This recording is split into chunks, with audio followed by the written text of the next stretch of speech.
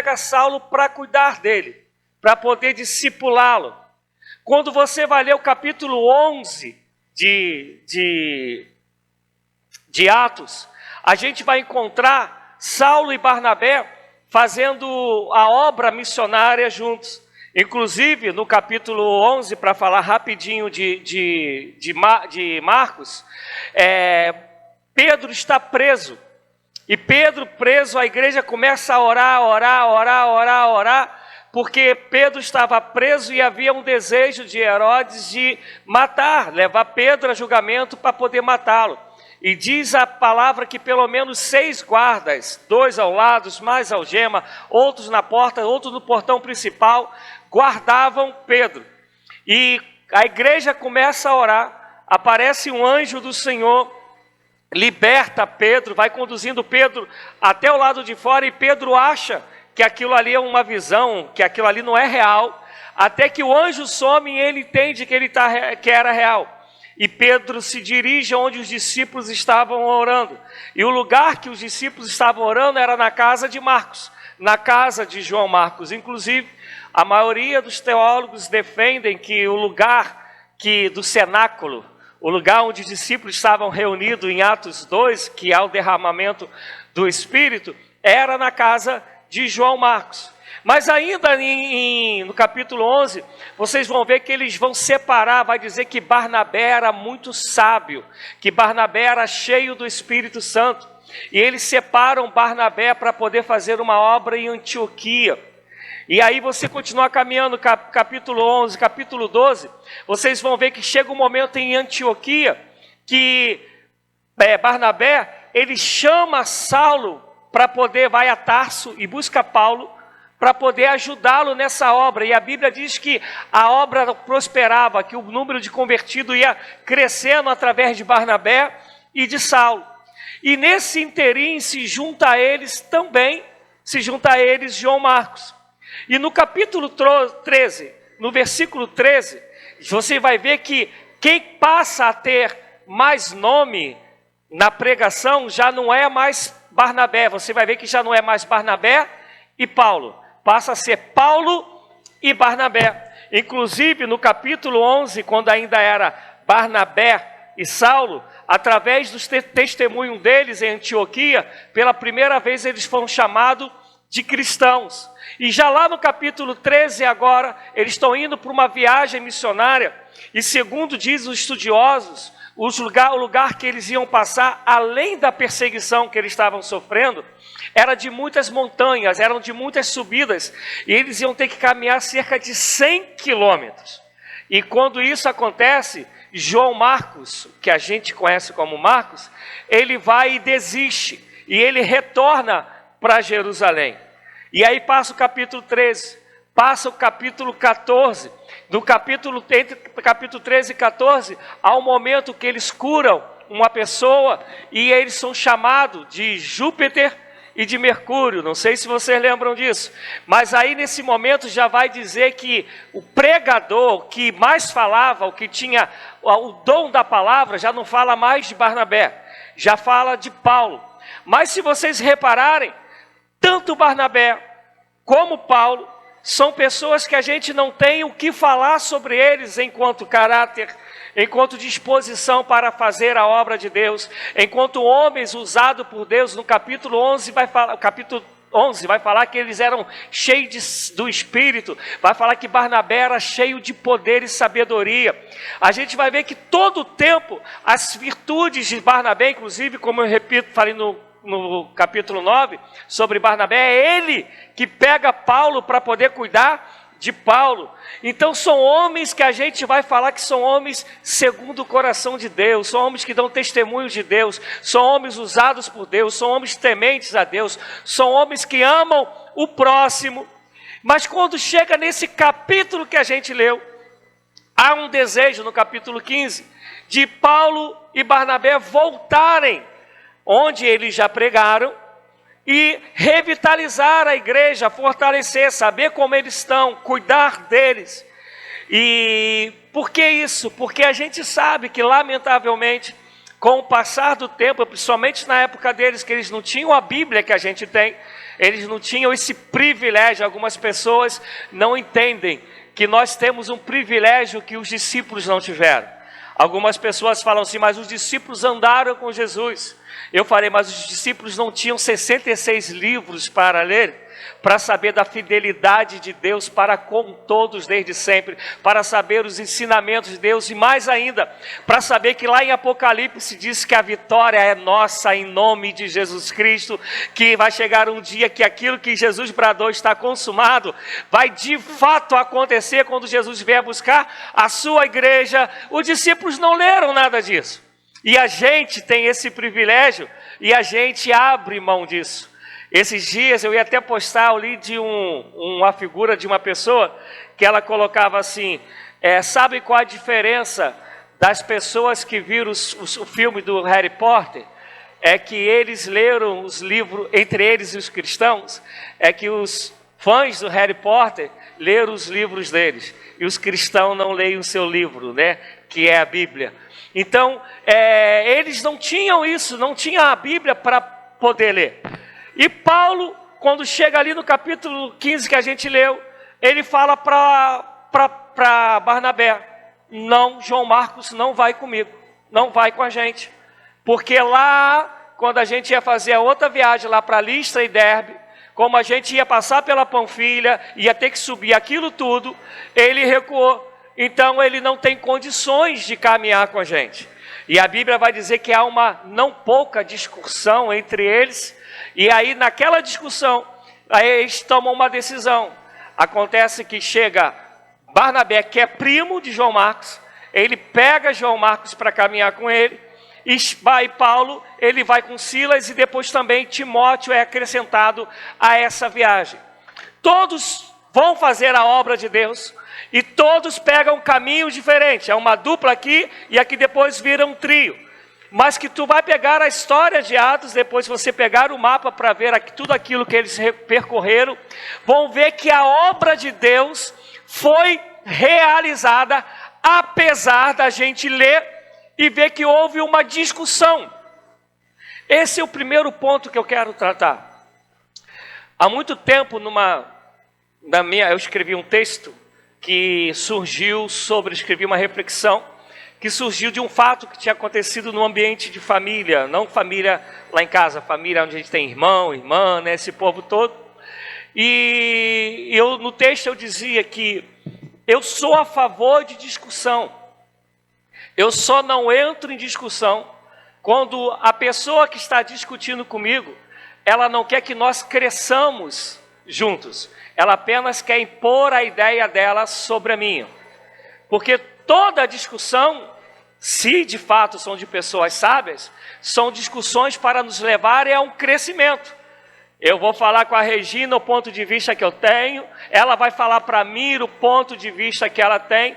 Talvez nem eu nem ela estejamos certos, talvez nem eu nem ela estejamos errados, mas a discussão não é para ninguém sobrepor a ninguém. É para um tentar abrir o entendimento do outro para levar o outro ao crescimento. Amém, amados? Porque discussão onde eu quero me sobrepor, na verdade, eu não quero fazer o outro crescer, eu quero fazer o outro diminuir. A discussão é para que haja crescimento. Nesse caso aqui, há uma discussão, e daqui a pouco, quando terminar a pregação, vocês vão entender que tudo termina bem. Mas a gente hoje tem uma dificuldade de discutir. As nossas discussões só valem se o outro aceitar a nossa ideia. E quando não aceita, a gente se sente ferido, a gente fica aborrecido, a gente se sente magoado. E é óbvio também que muitas das vezes que nós discutimos hoje, é porque a gente deseja que a nossa ideia prevaleça sobre a vida do outro, sobre a ideia do outro. Assim que eu cheguei aqui, o pessoal deve lembrar, e eu falo isso em toda a igreja que eu chego para pastorear, no dia que eu me reuni com uma clã, qualquer liderança que seja, e houver discussão, no sentido de que o outro quer prevalecer e não para aquilo que é para glorificar a Deus, eu encerro a reunião e vou embora. Porque a discussão tem que ser para glorificar a Deus. E a discussão só glorifica a Deus quando eu quero edificar a vida do meu próximo. Qual foi os maiores problemas que a gente tem vivido nos últimos, 5, 6 anos, em relação à política? Porque a discussão não é para abrir o entendimento do outro, a discussão é para falar que o outro é um tonto, usando uma palavra bem tranquila, e eu sou o que sei tudo. As minhas ideias são as melhores, a do outro são as piores. Por quê? Porque isso não é discussão bíblica. A discussão bíblica é para levar ao crescimento, é para edificar o outro, é para abrir o entendimento, para ver se os dois juntos, se possível for, os dois juntos cresçam. E aí eles fazem a obra, e repito, se você continuar lendo Atos, você vai ver que a obra dessa divisão, ela cresceu através deles. Deus operou maravilhas através de ambos. E a gente vai ver que é uma discussão de duas pessoas honradas, de duas pessoas de Deus, de duas pessoas sérias, de duas pessoas cheias do Espírito Santo, de duas pessoas desejosas de fazer a obra de Deus. E se tu olhares, em nenhum momento a Bíblia fala que um está certo e que o outro está errado. Nenhum momento você vê a Bíblia dizer que Deus se desagradou da discussão deles. Em nenhum momento você vê dizendo que Deus se voltou contra um ou se voltou contra outro. Não, ao contrário. Deus fez a obra dos dois naquilo que eles escolheram prosperar. Quem aqui, eu não sei, mas normalmente é um padrão que a sociedade ela quer mudar. Quem é casado e cria filhos, normalmente, é claro que há as exceções, mas normalmente o pai ele é mais severo e a mãe ela é mais mansinha, é que passa a mão na cabeça, né?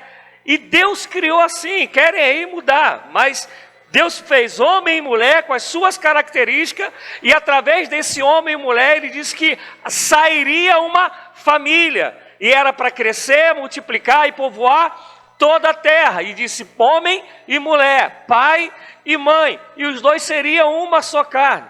E nessas características, principalmente quando a gente fala de filhos, normalmente é assim, o pai ele é o mais duro, e a mãe é mais maleável. Eu costumo dizer, e esse dia eu falava lá em casa, né? Esse dia mesmo, anteontem, eu falava, acho que Tiago só ouve não de mim, né? Que Tiago, a gente estava comentando que Tiago vai lá na igreja onde eu me converti, que é a igreja dos meus sogros. Aí as senhoras que conhecem toda a minha história da conversão, a história do Tiago, que nasceu com problema alérgico, paparicam Tiago demais. E aí eu comentei com ela, né? Eu falei assim, pelo jeito só eu mesmo que falo não para Tiago, porque aonde ele vai, ele é paparicado. Meu sogro, se deixar, bota uma estátua para o meu filho lá na frente assim da casa, né? E por que eu estou falando isso? Porque se a gente olhar essa história, e aqui a gente não está falando de homem e mulher, mas a gente está falando de homens de Deus, você vai ver que se uma família for uma família correta, direitinha, no padrão de Deus, o pai vai brigar, a mãe vai acolher e vai dizer, olha, eu não discordo do que teu pai está falando, mas vem cá, filha, vai falar mais mansinho, vai dar um carinho. Você vai olhar que há um Paulo que é duro com João Marcos, que está falando para ele, não tem como botar a mão no arado e olhar para trás, não tem como falar que é de Cristo e não caminhar por fé, e acabar retrocedendo, porque Deus não tem prazer na alma daqueles que retrocedem, ao contrário, Ele tem prazer na alma daqueles que avançam. Não tem como falar que é cristão e não caminhar por fé, crendo que Deus te sustenta em todos os momentos, onde quer que seja, e que se Deus te mandou ir, é Ele que vai te sustentar até o dia que Ele entender que é para a gente ficar aqui nessa terra. E aí quando João Marcos não entende isso, Paulo está falando, tu está errado, caminhar por fé não é recuar, ser de Cristo não é achar que pode fazer até onde te agrada, ser de Cristo é fazer aquilo que agrada a Cristo, e você aprender a ter prazer naquilo que agrada a Cristo, porque se você é conduzido pelo Espírito, todo chamado de Deus tem que te dar alegria e prazer. E aí está Paulo dando essas duras, e Marcos, tu tens que entender isso, Marcos. Como que eu vou confiar em você? Como que eu vou confiar a obra que está em mim e que você é meu companheiro, se no momento que eu precisar de você, você pode recuar? Se é um momento que eu precisar que você esteja orando, esteja na brecha, você não vai estar orando, não vai estar na brecha. Se na hora que eu contar contigo, tal hora, você vai dormir demais, vai passar da hora. Se na hora que eu achar que a gente tem que ir junto, você vai ficar para trás, vai me deixar caminhando sozinho. Não dá, Marcos, não dá para ir contigo. E aí eu creio que Barnabé fala, olha só, Paulo está certo, mas vem cá que eu vou cuidar de você. Eu vou te ensinar, eu vou te instruir. E quando essas coisas acontecem, Deus faz prosperar. Você vai pegar 2 Timóteo 4,11. Está Paulo mal, sabendo que está caminhando para a morte, sabendo que ele está sendo preparado como expiação. E ele vai escrever dizendo, traga Marcos, que é muito importante para o meu ministério. Esse grande problema, onde o problema que parece ser, né?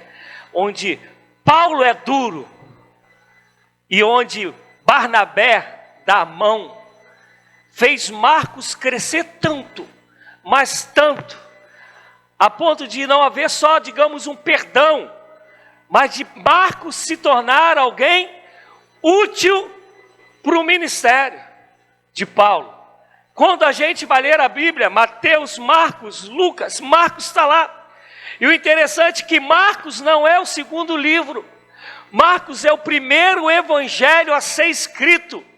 Lucas, Mateus, todos beberam da fonte de Marcos para escreverem os seus próprios livros. É esse Marcos que toma essa dura, e que em momento nenhum a gente vai ver Deus repreendendo Paulo. Ao contrário, repito, vai ver a obra prosperar através dele. E isso dá um crescimento onde um foi duro demais, o outro falou, Paulo está certo, mas eu vou cuidar de você, e vai fazer tudo crescer. É por isso que no meio da gente, há uns que são mais duros, mas não dá para ser pancada o tempo todo. Tem que ter um momento do colo. Tem que ter alguém que dá acolhida. Tem que ter alguém que dá o ombro. A Bíblia fala que João debruçava no peito de Cristo Jesus. Tem que ter aquele que sabe a hora de gritar, mas também aqueles que sabem a hora de ser manso e abrir os braços e falar, vem aqui, pode chorar aqui. Sabe por que eu estou falando isso, amado?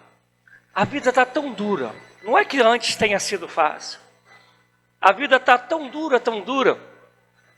E às vezes a gente olha tanto as faltas, aquilo que precisa ser consertado, e aí a gente se torna pessoas que só quer o tempo todo bater, corrigir.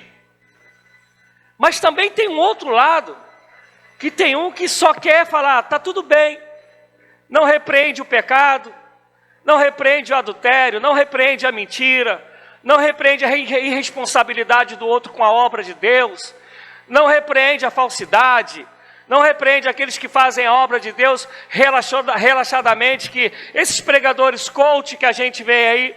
E aí a gente tem quase sempre uma igreja doente, porque tem um lugar que só se inclina para um lado, e aí faz o outro pirar de tanta pancada que ele está tomando. É pancada o tempo todo, é só não pode, não pode, não pode, não pode, não pode. E aí onde a gente vê um montão de gente desviada. E aí, mas também tem um outro lado que tudo pode, é só amor, amor, amor, amor, um amor mentiroso, porque quem ama corrige. E aí tem um montão de gente dentro da igreja que nunca se converteu. E a gente vive essa doença porque tem um povo que não consegue saber o equilíbrio, que a gente precisa bater, mas também a gente precisa acolher, a gente precisa corrigir, mas a gente precisa também dar a direção e falar, se você caminhar assim, você vai conseguir chegar. A gente tem que saber a medida de todas as coisas. E aí eu falo que como pastor, como às vezes isso é difícil. E aí principalmente pastor metodista, que quando tu começas a conhecer a igreja, já te tiram e te levam para outro lugar. Vindo para cá hoje eu falei, eu estou fazendo 11 meses aqui. 11 meses onde eu não conheço bem as pessoas, não conheço nem todo mundo ainda. Porque acabei de chegar, então esse processo, a gente busca, pelo menos eu tento buscar em Deus, os momentos da pancadaria, e aí Joelma fala, sai todo lanhada, né? E o momento também de dar colo. Por isso que eu particularmente, não gosto de estar chamando a atenção, não gosto. Eu prefiro a pregação, eu prefiro o bate-papo, eu prefiro que a Bíblia por si só ela fale. Só que às vezes é necessário virar um Paulo, ter uma palavra mais dura, que não tem a ver com falta de amor, mas pelo contrário, é por amor, porque é nesse equilíbrio que a gente cresce saudável, é nesse equilíbrio que a gente amadurece, é nesse equilíbrio que mais tarde a gente vai poder dizer, olha, traga lá a Priscila, porque ela é muito importante para o meu ministério. E você vê que não há rancor no coração de ninguém. A ponto de Paulo estando para morrer, pede, traz Marcos. E olha só com o que é o homem de Deus. Sabe que vai morrer, mas fala, eu ainda tenho um ministério. Ele é muito importante para o meu ministério. E aí Marcos, cheio dessa sabedoria, vai falar e vou escrever a minha caminhada com Cristo, vou escrever sobre quem é Jesus. E escreve o evangelho dele. Nós precisamos crescer. Precisamos crescer para saber recebermos as pancadas e recebermos também os carinhos. Que as pancadas não nos tornem rude, né? Eu estava vendo esses dias aí de novo o filme do Shrek. Que as pancadas não nos tornem um ogro, mas que também os muitos carinhos não nos façam uma geração de mimimi. Que aqueles que pregam, não pregue só pancada, mas também saiba dizer, Jerusalém, Jerusalém, quantas vezes eu quis lhes acolher, como a galinha que acolhe os seus pintinhos. Também saibam acolher, porque é nesse equilíbrio que a gente vai amadurecer. É por isso que a Bíblia diz que Deus corrige aquele a quem Ele ama. Porque se Ele não amasse, Ele ia falar, sai que é tua, Tafarel, vai do jeito que tu queres. Mas é por amor que Ele corrige. Mas ao mesmo tempo Ele vai dizer, vós sois a menina dos meus olhos. Ao mesmo tempo Ele vai dizer, com amor eterno, eu te amei, e com bondade eu te atraí. Ao mesmo tempo Ele vai dizer, ninguém tem maior amor do que esse, de dar a sua vida pelo seu amigo, pelo seu irmão. Mas é o mesmo Jesus que diz, raça de víboras, é o mesmo Jesus que entra no templo e faz um escarcéu dentro do templo. É o mesmo Jesus que diz, com a boca vocês me confessam, mas o coração está longe de mim. É mesmo Jesus que faz o discurso de João 6, depois de um milagre de pães e peixes, e todo mundo vai embora que dizem, duro é esse discurso. Tem que crescer juntos, com a pancada e com carinho. E eu desejo muito ser um pastor que saiba a hora da pancada e a hora do carinho. Senão a gente não cresce, senão a gente fica endurecido com só pancada. E aí vira rebelde e vai levar essa mesma dureza para o outro quando não se desvia. Ou então a gente vai virar a geração de mimi, de um amor que é omisso, de um amor que não corrige, do amor que não chama atenção. E aí a gente nunca vai poder dizer, traga o Cineia, que é muito importante para o meu ministério. Meu desejo é que a gente cresça, que a gente vire pessoas maduras em nome de Jesus Cristo. Amém? Não falei que ia ser rapidinho? Vocês não creram, né? Vamos ficar de pé em nome de Jesus. Agora à noite não vai ser não, hein?